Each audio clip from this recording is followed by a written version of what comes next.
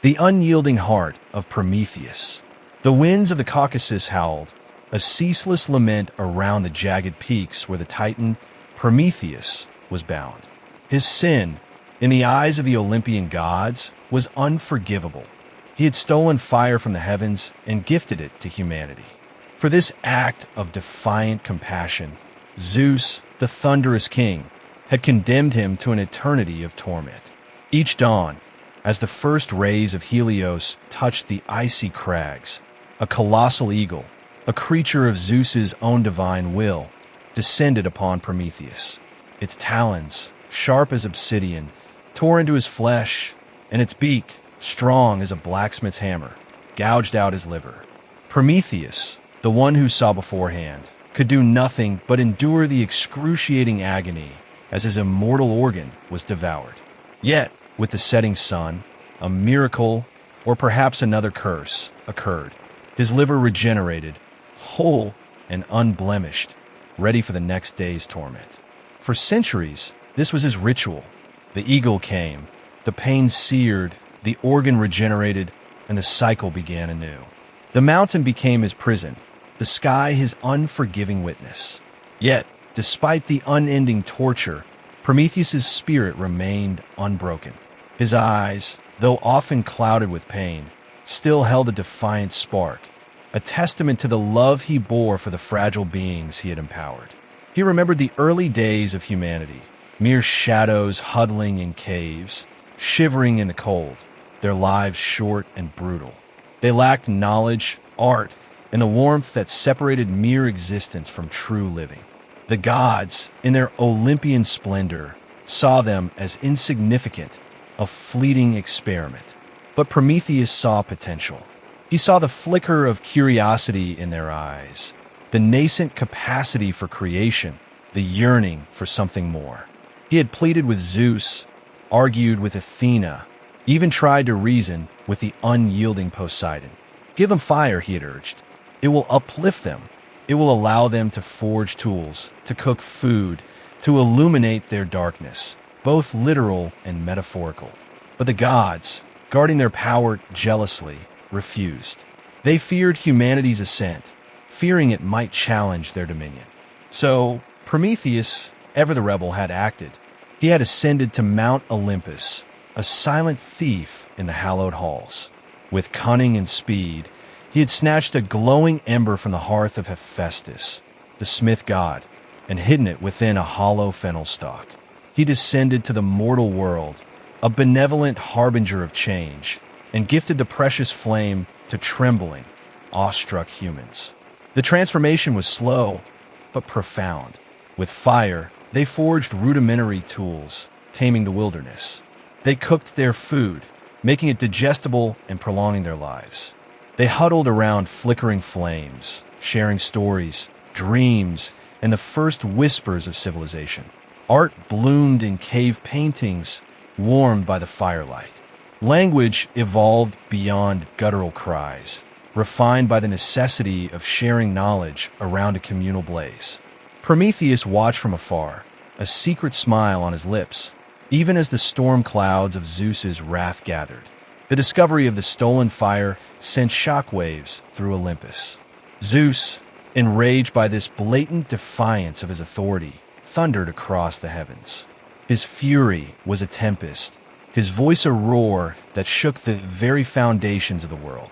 He accused Prometheus of treason, of undermining divine order, of empowering beings unworthy of such a sacred gift. The trial, if one could call it that, was swift and merciless. None of the other Titans dared to speak in Prometheus's defense. Even his brother, Epimetheus, who had often cautioned him against his rashness, stood silent, fear etched on his face. Zeus, with grim satisfaction, decreed his punishment. Eternal binding to the Caucasus, his liver perpetually consumed and renewed. And so, the centuries passed. Prometheus endured. He endured the pain, the loneliness, the endless cycle of agony. But he also witnessed. From his lofty prison, he observed humanity's slow, arduous climb. He saw their triumphs and their failures, their acts of kindness and their moments of cruelty. He saw the cities rise, the empires fall, the knowledge accumulate, and the arts flourish. He saw the very fire he had given them used for both creation and destruction. Sometimes, heroes would pass by his mountain, their journeys leading them close to his desolate peak. Some, driven by curiosity, would approach, only to recoil in horror at the sight of his suffering. Others, perhaps sensing the immense power and tragedy radiating from him, would offer silent prayers or leave small, futile offerings at the base of the mountain. But none could break his chains, for they were forged by divine will. One day, a young hero, his frame lean but his eyes alight with determination, approached the mountain. His name was Heracles, and he was on his 12th labor, seeking the golden apples of the Hesperides. His path, foretold by prophecy, led him past Prometheus's torment. Unlike others, Heracles did not flinch. He saw not just the suffering, but the immense strength that lay beneath it. Prometheus, recognizing the signs of fate, spoke, his voice raspy from disuse, yet still resonant with ancient power. He offered Heracles guidance for his labor, a cryptic clue about the Nemean lion's hide and the path to the apples. In return, Heracles, moved by the Titan's plight and the sheer injustice of his punishment, resolved to free him. With a mighty swing of his bow, Heracles loosed an arrow that flew true, striking the eagle as it descended for its daily feast. The great bird, a creature of divine punishment, shrieked, a sound that echoed through the valleys, and plummeted to its death. Then, with superhuman strength, Heracles strained against the adamantine chains that bound Prometheus. The metal groaned, protesting, but under the hero's immense power, it began to yield. Link by link, the chains shattered, freeing the ancient Titan. Prometheus, free at last, stood on shaky legs, blinking in the unaccustomed light of true liberty. The scars of centuries of torment remained, but the oppressive weight of his punishment was lifted. He was no longer a prisoner, but a survivor. Yet, his freedom came with a caveat. To appease Zeus, Prometheus had to wear a ring forged from his broken chains, adorned with a piece of the rock to which he had been bound. This served as a constant reminder of his rebellion and the power of the gods, but also as a symbol of his defiance and endurance. Prometheus, once bound, now walked among mortals, a living legend. He continued to watch humanity, not with the bitterness of a wronged prisoner, but with the quiet wisdom of one who had paid an immense price for their betterment. He saw them build, innovate, explore, and sometimes tragically destroy. He saw them reach for the stars, fueled by the very fire he had given them, a fire that illuminated their path forward, even in the darkest of times. His story became a timeless epic, a testament to the cost of compassion, the burden of knowledge, and the unyielding spirit that can defy even the wrath of gods. And though the Caucasus wind still howled, its lament now carried a different tune, a whispered echo of freedom, and the enduring legacy of the Titan who loved humanity more than his own peace. The stone weaver of Elysium. Long after Prometheus's chains were broken and his ordeal a whisper in the winds of time, another soul found themselves in the quiet, sun-drenched fields of Elysium. This was Lyra, a mortal woman, not a hero of battle or a queen of empires, but a weaver of dreams in stone. Her art, in life, had been to sculpt, to coax beauty and narrative from the unyielding rock, breathing life into cold, silent material. Yet in Elysium, the afterlife for the virtuous, there was no stone to carve, no struggle, no challenge. The fields stretched endlessly, filled with soft light and gentle breezes. The air was always sweet, the music always harmonious. For many, it was paradise, a blissful oblivion of earthly cares. But for Lyra, it became its own quiet torment. Her hands, once calloused and strong, now lay idle. Her mind, once buzzing with the geometry of form and the texture of surfaces, found no outlet. She watched the other souls. Some danced with forgotten loves. Others recounted epic tales of their mortal lives, their voices like the hum of bees in summer. Warriors sparred with spectral blades. Poets recited verses that shimmered in the air. Each found their joy in reliving or perfecting what they had done in life. But Lyra's art, she realized, required resistance. It demanded the stubbornness of granite, the sharp edges of obsidian, the very limitations of the material to define its form. Without resistance, there was no creation. Days bled into weeks, weeks into months. Lyra felt a peculiar emptiness, a longing for the weight of a chisel in her hand, the dust of marble on her skin. She spoke of her unease to an ancient philosopher, a kind-faced soul who spent his eternity pondering the nature of existence. "But, my dear," he said, his voice soft as a zephyr, "isn't this freedom? To be unburdened by toil, to simply be—" Lyra sighed. "To simply be is to cease to become. My joy was in the struggle, in transforming the inert into the living. Here, there's only the already perfect."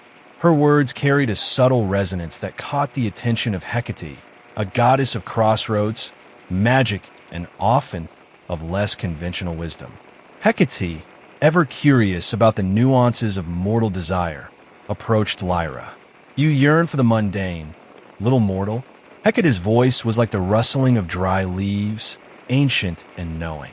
"For the earth's rough embrace?" Lyra looked up, her eyes wide with a sudden, desperate hope. "I yearn for my purpose, my lady. My hands are restless. My soul longs to create." Hecate tilted her head, a rare smile gracing her lips. "Elysium is a realm of peace, not of struggle. Yet, true creation often demands its opposite. Perhaps there is a way." The goddess, with a wave of her hand, conjured before Lyra a single, unadorned block of granite. It wasn't the shimmering, ethereal stuff of Elysium, but a piece of true, unyielding earth, dark and heavy. The other souls gasped, for such a thing had never been seen in these hallowed fields. Lyra's eyes lit up, a spark igniting within her that had been dim for too long. She reached out, her fingers tracing the rough surface. It was real. It was resistance. "This is a gift and a test," Hecate murmured. "You will be the stone weaver of Elysium. But understand, in this place, the rules of creation are different. Your tools will not be of steel, but of intention. Your strength will not be of muscle, but of focus." From that day forward, Lyra found her purpose anew. She sat before her block of granite, not with chisels, but with her hands hovering over its surface. She closed her eyes, visualizing the forms within. The other souls watched, at first with curiosity, then with fascination, as Lyra began her work. She didn't chip away at the stone. Instead, with sheer concentration and unwavering will, she began to sculpt with her mind. Slowly, infinitesimally, the rough edges of the granite softened. A curve emerged here, a plane flattened there. It was excruciatingly slow work, far more demanding than any physical labor she had known. Every doubt, every distraction caused the stone to resist, to hold its original form. Her first sculpture was a weeping willow, its branches flowing with a sorrowful grace that seemed to defy the hardness of the stone. It took her an age, perhaps even a mortal lifetime, to complete. The other souls, drawn by the profound beauty of her silent creation, would sit and contemplate its form, feeling the delicate sadness it evoked. Then came the leaping dolphin, captured midair, its joy palpable. After that, a child reaching for a star, imbued with an innocence that touched the hearts of all who saw it. Lyra's hands never touched the stone, yet she wrestled with it, cajoled it, loved it into being. Each piece was not merely a sculpture. It was a manifestation of pure will and emotion, carved from the very essence of Elysium's tranquility, yet carrying the tangible weight of the mortal world. Lyra, the stone weaver, had found her unique place in paradise. She proved that even in a realm of effortless being, true fulfillment often lay not in the absence of struggle, but in the opportunity to create, to transform, and to find purpose in the unyielding. Her sculptures, silent and still, spoke volumes, a testament to the enduring power of art and the human spirit's endless capacity to find meaning, even in the most unexpected of heavens. The weaver of forgotten threads.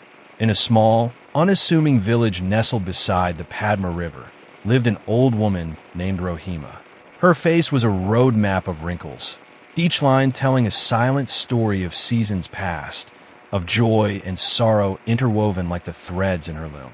Rohima was the village's weaver of Nakshi Kanta, the traditional embroidered quilts of Bengal. But her creations were more than just blankets. They were repositories of memory, each stitch a whisper of a life lived, a love shared, a loss mourned. As the years passed, the vibrant colors of her earlier kantas had softened, the intricate patterns becoming more abstract, like dreams fading at the edges. Her eyesight wasn't what it used to be, her hands trembled slightly, but her spirit, the wellspring of her art, remained undimmed. However, a creeping sadness had begun to settle over her, as if a vital thread in her own life was slowly unraveling. The reason for her sorrow was the fading tradition of Nakshi Kanta itself. The younger generation, drawn to the allure of modern fabrics and fast-paced city life, had little interest in the slow, deliberate art of embroidery. The stories that once flowed from the needles of mothers and grandmothers onto the cloth were being replaced by the fleeting narratives of television and the internet. Rohima felt like the last keeper of a sacred language, a language that was slowly being forgotten. One sweltering afternoon, as Rohima sat hunched over her ancient loom, her fingers fumbling with a particularly stubborn thread, a young girl named Leela hesitantly approached her hut. Leela was different from the other children in the village. While they chased kites and played in the dusty fields, Leela often sat quietly by the riverbank, observing the intricate patterns of the water's flow or the delicate veins on a fallen leaf. "Dottie, grandmother," Leela began, her voice soft as the rustle of jute leaves. "I see you weaving. What are you making today?" Rohima looked at the girl. Her eyes, though clouded with age, held a flicker of warmth. She hadn't had a curious visitor in a long time. "Just an old piece, Leela. Trying to finish what my own grandmother started." Leela sat beside her, her gaze fixed on the half-finished kanta spread across the loom. It was a tapestry of faded blues and greens, depicting scenes of village life from a time long past. Women fetching water from the pond, farmers tilling the land, boats sailing along the river. But some parts were incomplete, the threads hanging loose, the stories unfinished. "It's beautiful," Leela whispered, tracing a faded lotus with her finger. "It looks like a story." Rohima smiled, a genuine, heartwarming smile that crinkled the corners of her eyes. "It is, my dear. Every kanta tells a story. This one is about the year the great storm came and changed everything." Over the next few weeks, Leela became a regular visitor to Rohima's hut. She sat quietly, watching the old woman's gnarled fingers dance across the fabric, listening intently as Rohima recounted the tales woven into the threads, stories of love and loss, of festivals and famines, of the enduring spirit of their village. Leela wasn't just listening, she was remembering. As Rohima spoke, images bloomed in her young mind, vivid and real, as if she herself had witnessed these events. She saw the fear in the villagers' eyes during the storm, the joy of the harvest festival, the quiet sorrow of a mother who had lost her child. One day, Leela asked Rohima, "Dottie, can you teach me?" Rohima's heart skipped a beat. It had been so long since anyone had expressed interest in learning her craft. Her eyes welled up with unshed tears. "My eyes are not so good anymore, Leela. My hands are shaky." "I will help you," Leela said with a determined glint in her eyes. "You can tell me the stories, and I will learn to weave them with you." And so, an unlikely partnership began. Rohima, with her fading vision and trembling hands, guided Leela, her young fingers nimble and eager to learn. Rohima shared the secrets of the stitches, the kanta, the four, the intricate chadai, and more importantly, she shared the stories, the emotions, the very soul of Nakshi Kanta. Leela proved to be a quick and dedicated student. She listened intently to Rohima's instructions, her needle moving with surprising precision. Together, They worked on the unfinished kanta, Leela carefully filling in the missing threads, guided by Rohima's memories and the faded outlines. As they worked, something magical began to happen. The old stories, whispered by Rohima and woven by Leela, seemed to come alive again. The colors, though faded on the older parts of the kanta, seemed to gain a new vibrancy where Leela's needle had passed. The spirit of the ancestors, the joys and sorrows of generations past, seemed to re-emerge from the fabric. The other villagers, who had long dismissed Nakshi Kanta as an old-fashioned pastime, began to notice the transformation. They saw Leela sitting beside Rohima, her young head bent in concentration, her needle flashing in the sunlight. They saw the beauty of the unfinished kanta, the way it seemed to breathe with forgotten life. Curiosity grew, and soon, other young girls started to gather around Rohima's hut, watching Leela work, listening to the stories. Inspired by Leela's dedication, some of them asked Rohima to teach them too. Rohima's heart swelled with a joy she hadn't felt in years. The forgotten threads were being picked up again. The stories were being retold, not just in words, but in the intricate patterns of the quilts. The tradition, which she had feared was dying, was being reborn in the nimble fingers and eager hearts of the new generation. Leela, the quiet girl who loved to observe the world, had become the weaver of forgotten threads, not just in the kanta she created, but in the hearts of her community. She had reminded them of the beauty of their heritage, the power of their stories, and the enduring magic that can be woven, stitch by careful stitch, from the fabric of memory. And Rohima, the old weaver, knew that her legacy, the vibrant tapestry of their village's history, would continue to be woven for generations to come. A warm afternoon sun dappled through the colonnade, casting dancing shadows on the cobblestone path. Alara, her light brown hair neatly pinned up beneath a simple band, leaned slightly towards Kalen, her lips curved in a soft smile. Kalen, his dark eyes crinkling at the corners as he chuckled, was recounting a particularly absurd tale about a runaway goat and the village elder's misplaced wig. And then, Kalen said, his voice a low rumble of amusement, old Manthos swore the goat had swallowed his wisdom along with the wig. He spent the rest of the day chasing every bearded animal in the vicinity. Alara's laughter was like the tinkling of wind chimes, light and melodic. Beside them, Lyra erupted in a peal of unrestrained mirth, her fiery red curls bouncing with the force of her amusement. Her smile stretched wide, revealing teeth that were perhaps a tad too prominent. But her joy was so infectious that it hardly mattered. Lyra had a way of finding the humor in everything, often exaggerating details for dramatic effect, and her reactions were always larger than life. "Oh, Kalen, you always have the most ridiculous stories," Lyra exclaimed, wiping a tear from the corner of her eye. Imagine Manthos chasing after a flock of sheep, convinced one of them held the key to his lost intellect. Kalen grinned, pleased with their reactions. He loved to see them laugh, Alara's gentle amusement and Lyra's boisterous mirth creating a harmony that warmed his soul. They had been friends since childhood, their bond forged through shared adventures in the olive groves, whispered secrets under the ancient fig tree, and the comforting presence of each other during times of hardship. Alara was the steady anchor of their trio, her thoughtful nature often providing a balanced perspective to Kalen's impulsive enthusiasm and Lyra's dramatic flair. She was kind and compassionate, always ready with a listening ear and a comforting word.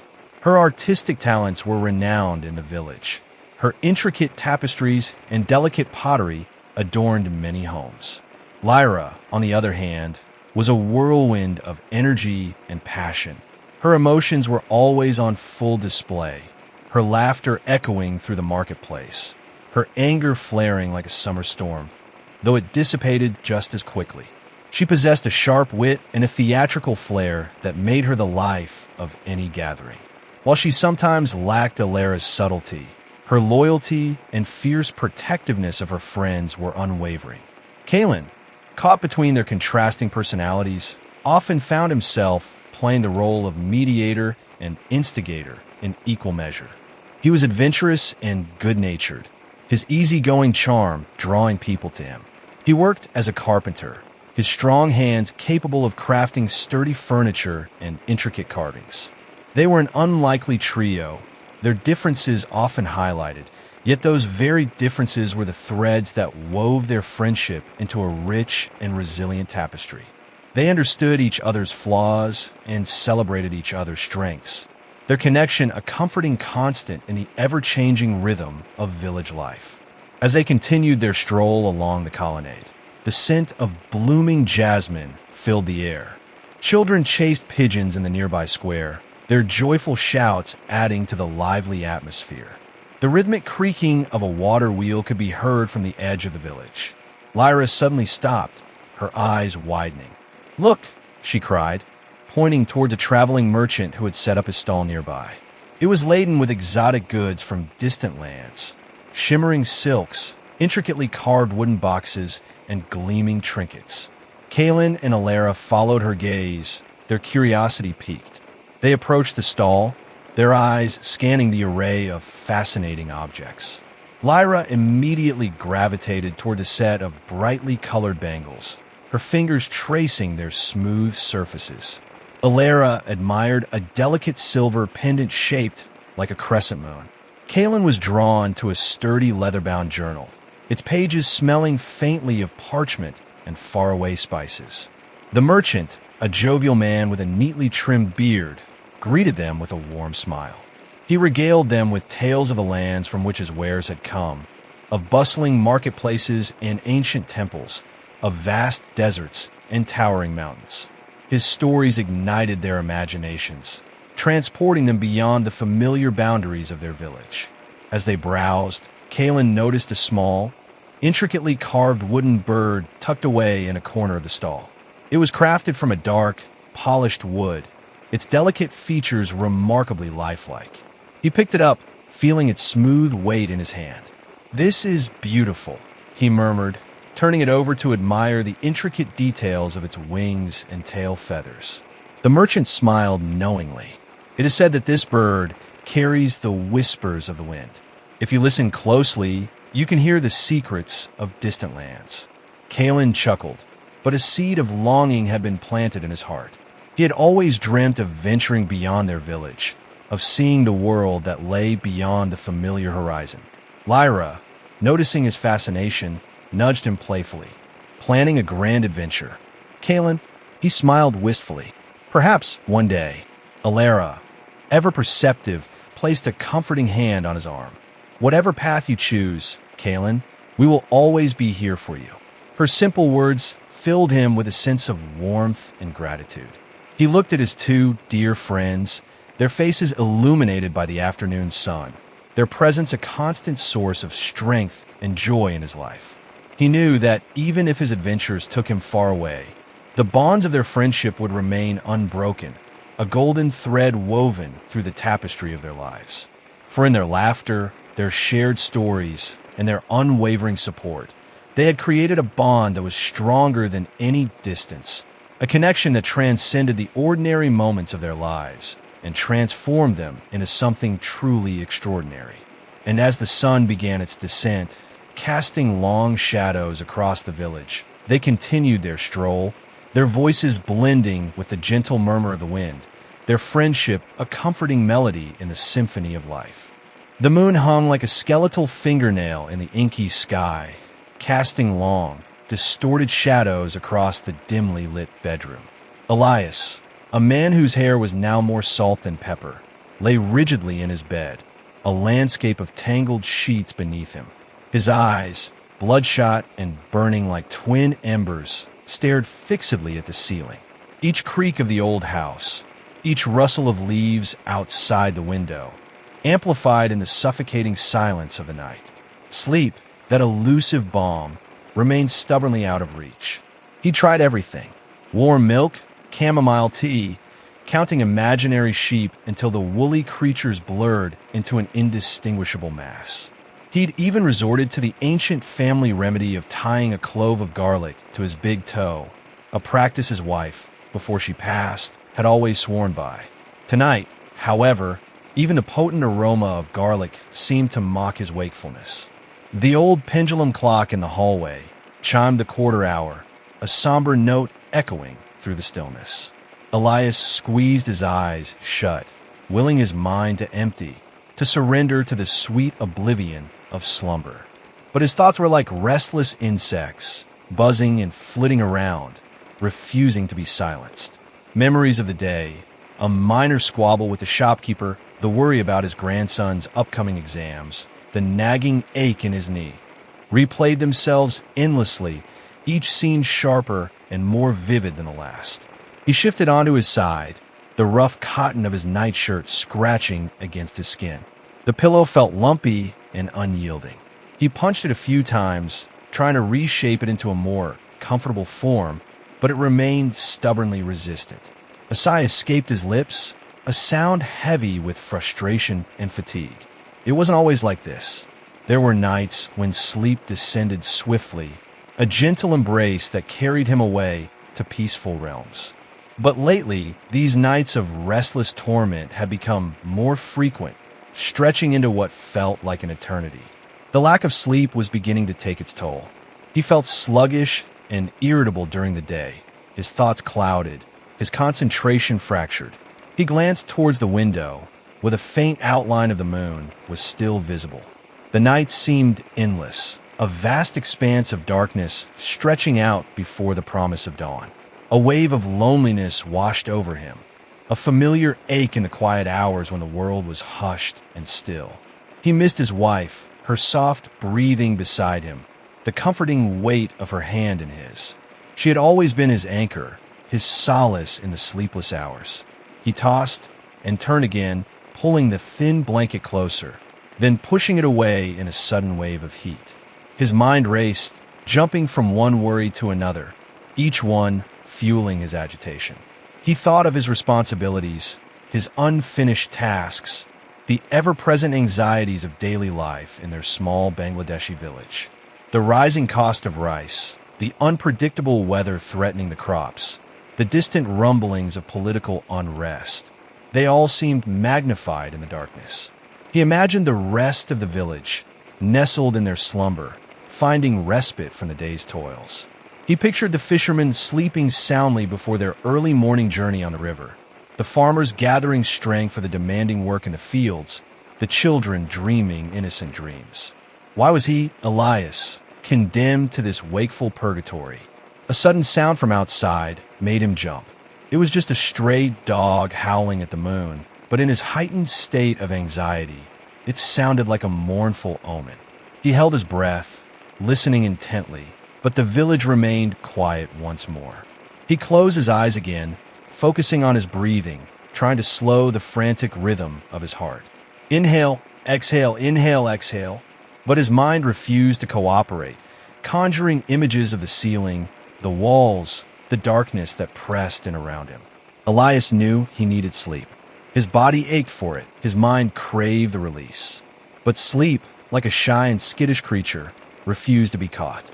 He was trapped in the liminal space between wakefulness and dreams, a prisoner of his own restless mind, yearning for the oblivion that remained just beyond his grasp in the long, unforgiving hours of the night.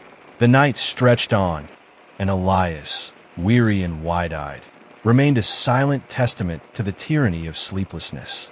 The bitter feast, the stench hung heavy in the small, one-room hovel, a cloying miasma of damp earth, unwashed bodies, and the unmistakable, sickeningly sweet aroma of decay. Alara coughed, the sound a dry, rasping echo in the oppressive silence that had fallen over their meager meal. Across the rough-hewn wooden table, Thomas chewed slowly, his eyes fixed on some unseen point beyond the crumbling mud walls. His face, usually etched with a weary kindness, was now a mask of grim determination, tinged with a disturbing pallor. Beside him, young Maeve watched with wide, terrified eyes, her small hand clutching Alara's calloused fingers so tightly that her knuckles were white. On the cracked earthenware plate before Thomas lay the remnants of their grim sustenance. A half-eaten rat, its fur matted and greasy, its tiny teeth bared in a final, silent snarl. Two more of the creatures lay sprawled on the table's edge, their lifeless bodies stiff and cold. A skeletal fish, picked clean weeks ago and saved for whatever meager nutrients might still cling to its brittle frame, sat on another plate, untouched. Beside it, a hunk of bread, green with mold and hard as stone, mocked their hunger. Alera's stomach churned, a familiar knot of nausea tightening in her gut. She had managed a few mouthfuls of the stale bread, the taste like dust and despair in her mouth. Maeve had refused even that, her small face pale and pinched. But Thomas had eaten the rat. He had picked it up, its cold, stiff form a testament to their desperation, and devoured it with a grim resolve that both terrified and humbled Alera. Their village, nestled beside the whispering reeds of the fenlands, had once been a place of simple rhythms and quiet contentment. The land, though unforgiving, had provided enough. They had fished in the murky waters, gathered reeds for their roofs and baskets, and cultivated small patches of hardy grain in the drier patches of earth. Life had been a cycle of hard work and meager reward, but had been life nonetheless. Then had come the sickness, a creeping pestilence that had swept through the village like a scythe through ripe wheat. It had started with a fever, a burning heat that left its victims weak and delirious. Then came the coughing, a racking, bloody expulsion that stole breath and life in equal measure. One by one, their neighbors had succumbed, their bodies wrapped in simple shrouds and buried in the hastily dug graves at the edge of the marsh. The sickness had spared Alera, Thomas, and Maeve, but it had taken something else, their community. Those who remained were too few, too weak to tend the fields or fish the waters effectively. The meager stores of grain had dwindled, the fish grew scarce, and the familiar bounty of the land had turned into a cruel mockery of their hunger. Winter had followed the sickness, a relentless, biting cold that seeped into their bones and gnawed at their resolve. The fun froze, trapping what little life remained in its icy grip. The few animals they had kept, a scrawny pig, a handful of chickens, had long since been eaten. Now, even the rats, once a scurrying nuisance, were becoming harder to find, their numbers decimated by the harsh conditions and the desperate hunger of the survivors. Days blurred into a monotonous cycle of gnawing hunger and bone-deep cold. They huddled together for warmth, sharing their dwindling breaths in the frigid air. Alera told Maeve stories of sun-drenched summers and bountiful harvests, tales that seemed like distant dreams, almost fantastical in their current reality. Thomas, his usual optimism dimmed but not extinguished, would try to find small tasks to occupy them, mending their tattered clothes or reinforcing the crumbling walls of their hovel. But the hunger grew, a relentless, gnawing beast that clawed at their insides and clouded their minds. They tried everything. They boiled scraps of leather until they were a gelatinous mess, hoping to extract some sustenance from the tough fibers. They foraged in the frozen marsh for any stray roots or berries, their fingers numb with cold and their hopes dwindling with each fruitless search. They even tried to trap birds, setting crude snares with frayed bits of string, but the few birds that braved the winter winds were wary and elusive. Then had come the rats, driven by hunger as desperate as their own. The creatures had begun to venture into their hovel, their eyes gleaming in the dim light of their meager fire. At first, Alera had been repulsed, her stomach lurching at the sight of the vermin that usually scurried away from human presence. But as the days stretched into weeks and their bellies remained empty, a horrifying thought had begun to take root in her mind. She had voiced it one evening, her voice barely a whisper in the gloom. We could try to eat them. Thomas had looked at her, his eyes filled with a mixture of shock and despair. Alera, they're filthy. They carry disease. And we carry hunger, she had retorted, the desperation in her voice sharp. Which is the greater threat now, Thomas? Maeve had whimpered, burying her face in Alera's side. The thought of eating the creatures that scurried in the shadows was terrifying to the child. But the logic of Alera's words was undeniable. They were starving. Their bodies were wasting away. They had no other source of food. The first rat they caught had been small and scrawny. Thomas had killed it quickly with a heavy stone, his face grim. Alara had tried to cook it over their small fire, but the smell was sickening, the flesh tough and unappetizing. She had managed a few small bites, forcing them down despite the revulsion that rose in her throat. Maeve had refused outright, her eyes wide with disgust. Thomas had tried a little, his expression a mixture of distaste and grim acceptance. The next few rats had been equally unpalatable, offering little more than a fleeting sense of fullness followed by a lingering nausea. But they were sustenance of a sort. They kept the gnawing emptiness at bay, even if the thought of them made Alara's stomach churn. Today, however, had been different. They had managed to catch 2 larger rats in their makeshift traps. Thomas, his face gaunt and his eyes hollow with hunger, had taken one of them and, without even attempting to cook it properly, had begun to eat it raw.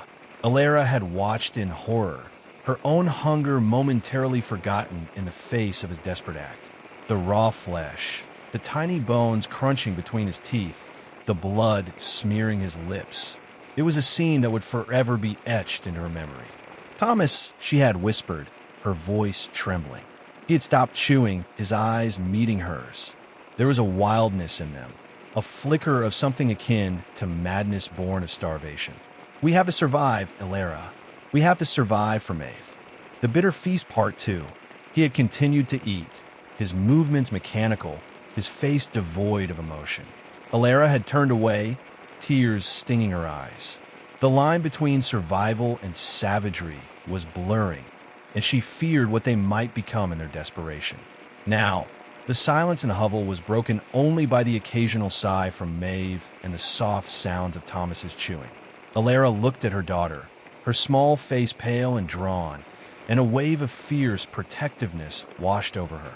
She would do anything to keep Maeve alive, even if it meant facing her own revulsion and despair. She looked back at Thomas, his face now smeared with blood and grime. He was their protector, their provider, and the burden he carried was immense. To resort to eating raw vermin, it spoke volumes of the depth of their desperation.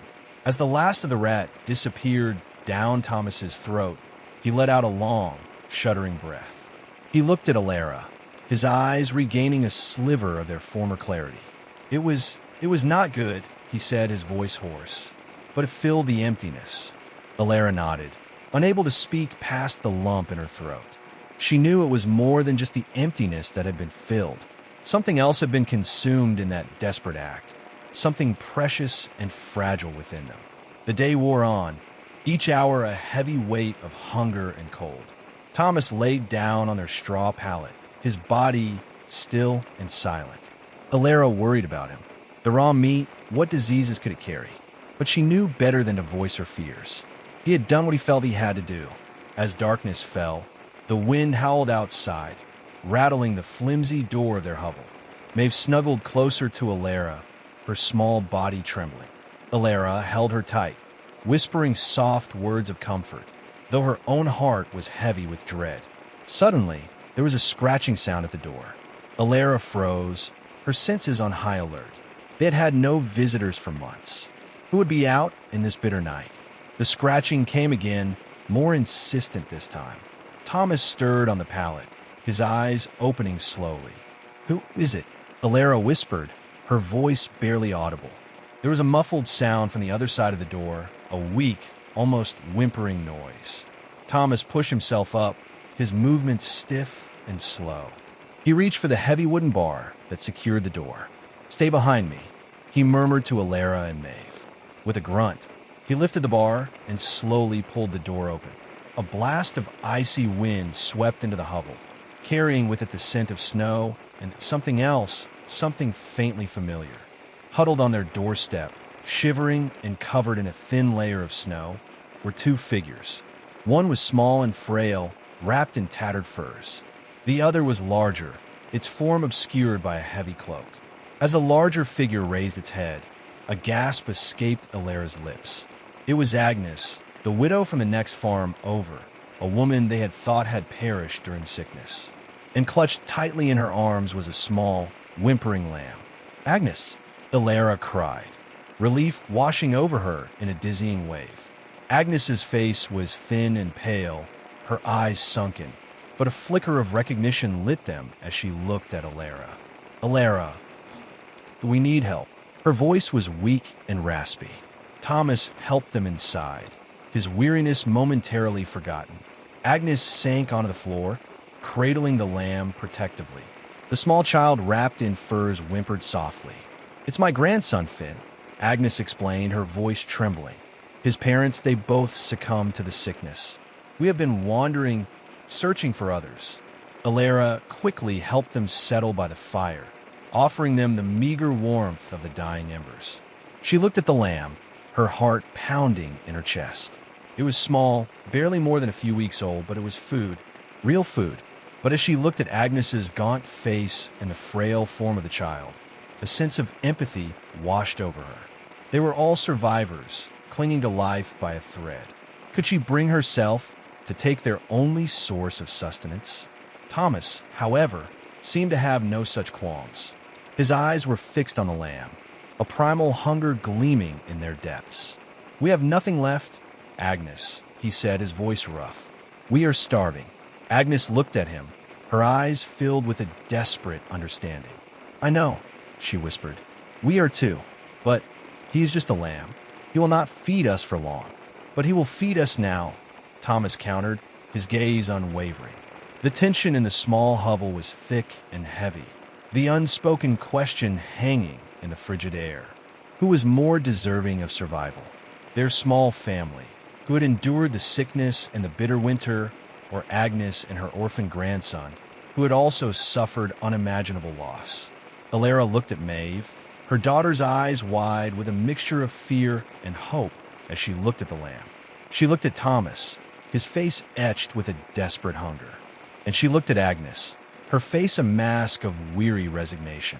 The answer, she knew, was not a simple one. There was no easy choice in this brutal reality they now inhabited. They were all victims of a cruel fate, forced to make impossible decisions in the face of unimaginable hardship. As the wind continued to howl outside, a new kind of storm brewed within the small hovel, a storm of desperation, empathy, and the agonizing weight of survival. The bitter feast they had just endured was a stark reminder of the depths to which they had sunk. The arrival of Agnes and Finn, with their fragile hope in the form of a small lamb, presented a new and equally agonizing dilemma. What would they do? What could they do? In this desolate landscape of loss and hunger, the lines of morality were blurred, and the fight for survival had become a desperate, all-consuming battle. The coming days would test the very limits of their humanity, forcing them to confront the true cost of survival in a world stripped bare of compassion and plenty. The story of the bitter feast was far from over. It was merely the prelude to an even more harrowing chapter in their struggle to live. The biting wind of the harsh winter, a relentless guest in their small, dilapidated cottage nestled on the outskirts of a quiet village in Bengal, seeped through every crack and crevice. It carried the mournful whispers of the barren fields and the distant, hollow cries of stray dogs, sounds that mirrored the gnawing emptiness in their bellies. Inside, the feeble glow of a single oil lamp, precariously perched on a wobbly stool, fought a losing battle against the encroaching darkness. The air, thick with the dampness of the mud walls and the stale scent of worry, hung heavy, a tangible weight on their weary shoulders. Elias, his once strong hands now calloused and trembling, cradled little Thomas, his youngest, a fragile life wrapped in a patched and faded crimson cloth. The infant stirred restlessly, a weak, rattling cough escaping his tiny chest, a sound that pierced Elias's heart like shards of ice. Beside him leaned his faithful shovel, its iron blade dull with disuse. The frozen earth outside lay unyielding, a stark reminder of the lack of work, the empty promises of the moneylenders, and the ever-present shadow of starvation that loomed over their lives. The land, usually generous, now offered only hardship. Under the lamp's flickering dance, Agnes and Martha, their faces pale and gaunt, toiled with a grim determination over a wooden tub. The water within was icy, drawn from the half-frozen pond earlier that day. Yet they plunged their chapped hands in again and again, scrubbing the few meager pieces of clothing they possessed. The weary creak and groan of the wringer as they squeezed out the frigid water was the only consistent sound, a mournful rhythm accompanying their silent struggle. Their eyes, large and distressed, constantly flickered between the sleeping baby, the dwindling flame of the lamp, and the small, pathetic pile of washed clothes. Each turn of the wringer seemed to extract not just water from the fabric, but also a little more of their already depleted hope. Young Alara, a wisp of a girl with eyes that held an understanding far beyond her 6 years, sat huddled in the darkest corner of the room. She clutched a worn-out, faceless doll, its fabric softened by countless hugs and silent tears. Her gaze, wide and filled with innocent concern, never strayed far from her baby brother. She seemed to sense the oppressive weight that hung in the air, the unspoken anxieties that tightened her mother's lips and furrowed her father's brow. On the floor beside the lamp sat a shallow, earthenware bowl, holding their meager sustenance. A handful of small, nobble potatoes, their skins bearing the marks of a poor harvest. These were their last, and they knew not when or where the next meal would come from. The silence of the long winter night outside pressed against the fragile walls of their home, amplifying their fear and isolation. The distant howl of a jackal seemed like a mournful omen. The days ahead stretched before them, a bleak and unforgiving landscape, mirroring the frozen fields that offered no solace. Yet, amidst the despair, in the shared glances between husband and wife, mother and daughter, there flickered a tiny ember of resilience, a stubborn refusal to surrender to the encroaching darkness. They would face the winter, as they had faced every hardship before, together, clinging to the fragile hope that spring, however distant, would eventually return to their weary land. A very long and boring history of the village of Elderwillow. In a quiet and mostly uneventful corner of the world, nestled between low hills and a small river that never overflowed, there once stood a village called Elderwillow. Elderwillow was not famous for anything in particular. It was not a place where battles were fought or where great kings were crowned. It was simply there. The village had existed for as long as anyone could remember. No one knew exactly when it was founded. Some said it began with a man named Orban, who built the first house out of flat stones and willow branches. Others believed it simply appeared one day, already complete, though that story was less popular and often told only to entertain sleepy children. For hundreds of years, Elderwillow grew at a very slow and predictable rate. A new cottage would be built every few decades. A field would be expanded by a few feet every other generation. The people there liked things to remain as they were, and they liked talking about the weather, especially when the weather hadn't changed. The villagers mostly grew barley and turnips. Occasionally, someone would try to grow something new, like carrots or possibly even cabbage, but they often gave up halfway through the planting season. It wasn't because they were lazy, but because the barley and turnips worked just fine and they saw no reason to complicate things. Each morning, the sun would rise over the low hills to the east. The light would spill slowly over the thatched roofs, gently warming the dew off the stone walls. Roosters would crow, sheep would bleat, and the villagers would stir from their wooden beds. Breakfast consisted of porridge, usually plain. Sometimes, when someone was feeling adventurous, they might add a pinch of salt. There was a village meeting once every 4 months. At this meeting, the townsfolk discussed issues like the condition of the walking path or whether the communal bench by the willow tree needed resanding. They always ended with the same conclusion: we'll think about it some more. Generations passed like this. Children grew up, helped in the fields, and then grew old. They passed on their skills, their recipes, and their love of extremely mild stories to the next generation. There was a family named the Featherpokes who had maintained the same duck pond for over 200 years. No one else really cared for the ducks, but they appreciated the Featherpokes for caring so reliably. Every year, the village held a harvest appreciation afternoon. Not a festival, not a celebration, just an afternoon of light discussion under the old elm tree near the western pasture. There was no music. There was usually some sitting, Occasionally someone would hum. Elder Willow had a mayor, though the role was mostly ceremonial. The mayor's main duty was to wear a slightly darker hat on Tuesday mornings and to remind people when the harvest appreciation afternoon was approaching. The current mayor, Mrs. Haddleweather, had held the position for 42 years, and in that time, she had written exactly 3 announcements. All of them began with, as you were probably already aware. The village also had a library with 4 books. One was a recipe book for stewed barley. One was an outdated manual on animal husbandry, which nobody read anymore because everyone already knew what was in it. The third was a book of local sayings, such as, if it's not broken, don't poke it, and a steady wind means a steady day. The fourth book was a journal written by a man who once thought he saw a deer with 2 tails. The entry was short. I believe I saw a deer with 2 tails. It might have been a trick of the light. Winter in Elder Willow came gently. Snow would drift down like powdered flour, never too much, never too little. Fires would be lit in the stone hearths, and people would gather to knit, read the same stories, and fall asleep in chairs.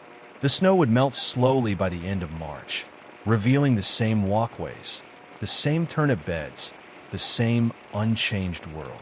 The only real excitement in Elder Willow happened once, many years ago, when someone accidentally left the village gate open and a goat wandered into the schoolhouse.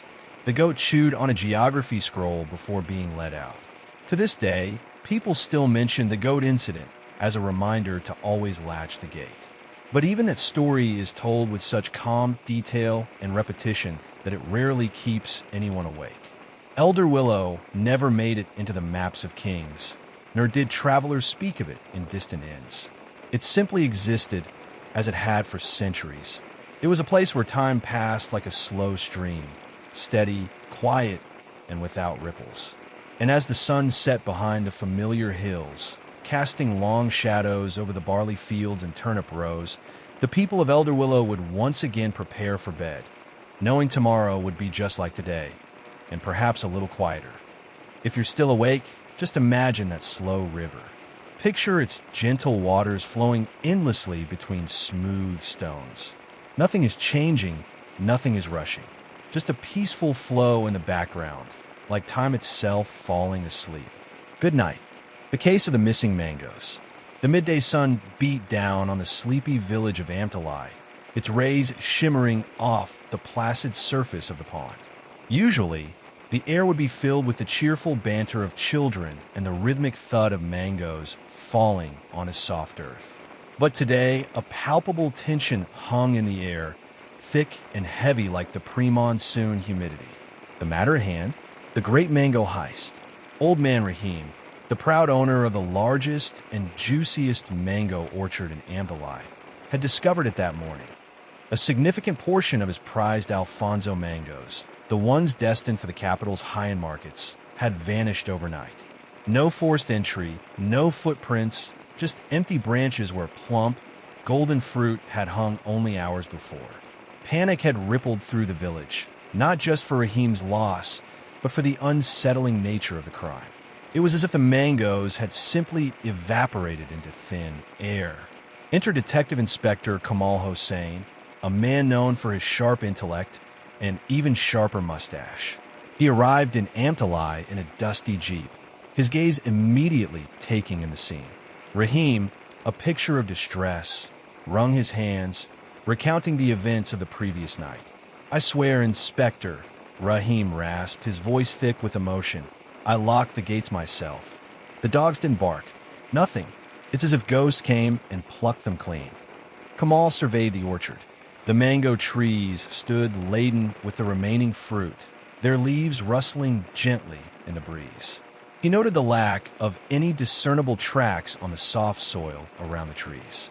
He questioned the night watchman, a young lad named Farouk, who swore he had seen and heard nothing unusual. Days turned into a week, and the mystery deepened. Kamal interviewed every villager, from the baker to the boatman, but no one could offer a plausible explanation.